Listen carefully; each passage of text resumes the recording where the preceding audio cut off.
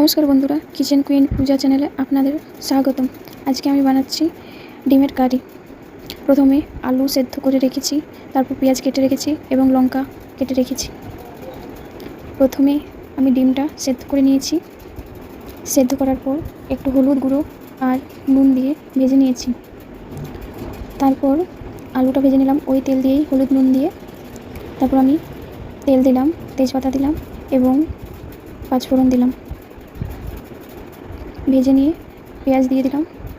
পেঁয়াজটা একটু লাল লাল হতে দিলাম। তারপর আদা রসুন ও জিরা বাটা দিয়ে দিলাম। তারপর 1 চামচ ধনে গুঁড়ো এবং 1 চামচ লঙ্কা গুঁড়ো এবং 1 চামচ হলুদ গুঁড়ো দিয়ে দিলাম। তারপর আলুটা দিয়ে দিলাম। ভেজে নিলাম, লাল লাল করে ভাজলাম 5 মিনিট পর্যন্ত। তারপর জল দিয়ে দিলাম, একটু ঢেকে দিলাম 2 মিনিট অবধি।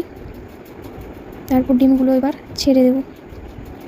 আমাদের তৈরি ডিমের কারি। এইভাবে রান্না করলে আপনারাও খুব সুন্দর টেস্ট পাবে এটাতে। আপনাদের যদি রান্না করে ভালো লাগে তাহলে আমার ভিডিওতে কমেন্ট, সাবস্ক্রাইব অ্যান্ড লাইক করে দেবেন।